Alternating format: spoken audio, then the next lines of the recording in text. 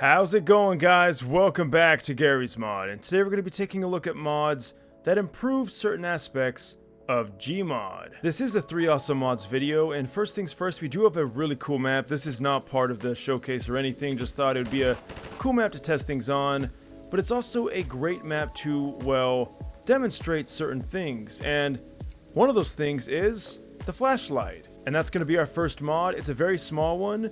It is the better third-person flashlight. So of course the first-person flashlight is pretty good. It's always worked pretty well in game. But third-person is kind of a different story. But this mod aims to fix that. Now, look at this. So much better than it used to be. Normally it was that little, like, dangly piece of light that hangs off your crowbar. Now it doesn't matter what weapon you use, it's going to project in front of you like you'd expect, and this should work pretty well in multiplayer, because of course in multiplayer, third-person flashlights were pretty much unusable, but now it seems that that is completely gone. I don't know if they had to change the first-person flashlight as well. I can't really see much of a difference, but honestly, maybe there is. I also did just want to show off that even in third-person mode, yup, it works just fine. And this is honestly like such a small, minute detail, but also incredibly useful because I'm never gonna take this mod off. If I'm ever in third person now, I don't have to worry about the flashlight not going exactly where I want it to be. And this is completely playable, so if I wanted to play Garry's mod in third person now, I very well could. Also guys, this map is really cool for testing out footstep sounds. I wanted a map to test this out for that April Fool's video, and I couldn't find a proper one, but this one is really cool. When you come up, you can even see the surface is grass. Now dirt.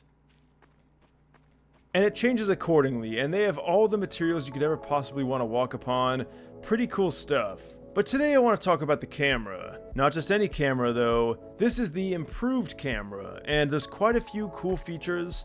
Right off the bat, you guys can even see, it does replace the default camera. Well, first things first, we can see the FOV and we can see the roll values. So now, when you zoom in and out, you can see exactly what FOV you have it at and at what percentage the roll is at. So guys, I don't know about you, but there are so many times when I'm recording videos and I want to reset the roll back to 0, but I want to change the FOV, and I didn't know if it was perfect or not. It could have been slightly off kilter.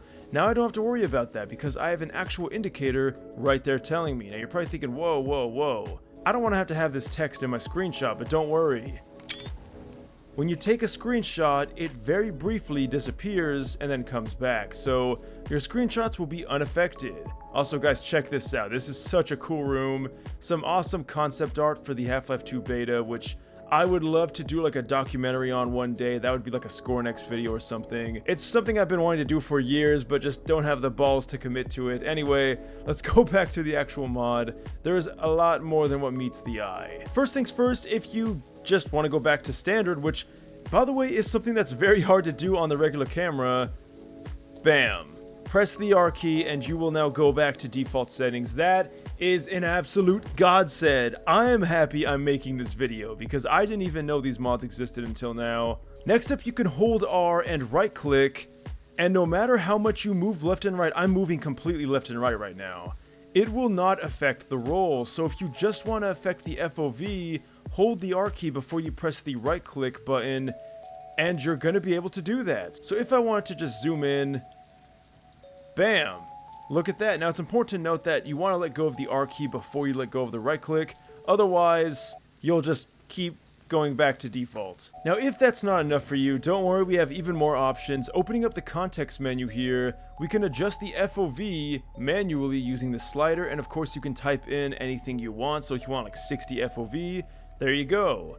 You can also adjust the roll manually as well. That is kind of making me motion sick. But you can also lock the field of view. So if you don't want the field of view to change and you just want the roll to change, you totally have that option. And of course the same goes for the roll.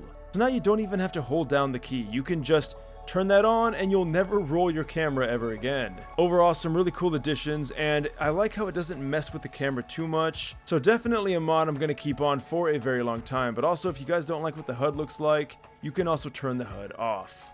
Next up, we have the R Medkit, and I'm not kidding, that's actually what it's called. and this has some pretty cool functionality for, well, the medkit. So the cool thing about this immediately is, well, you automatically get this thing when you spawn.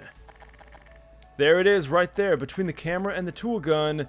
We are always going to spawn with this, and you can't see it right now, but my health and my suit are both at 125. You're always going to have that now when you spawn. So no more having to constantly spawn in some suit batteries when you're fighting some NPCs.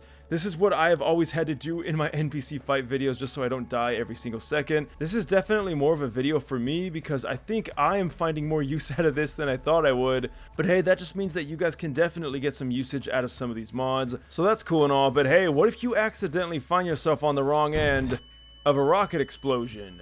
Or maybe you've hurt your best friend.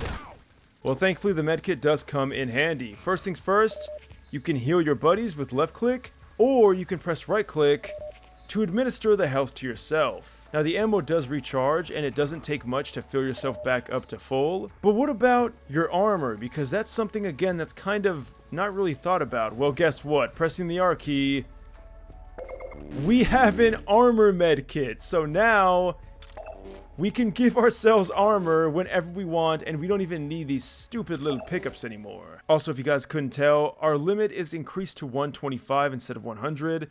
And if you want to give your buddies armor, well, sorry, Odessa, you don't get any.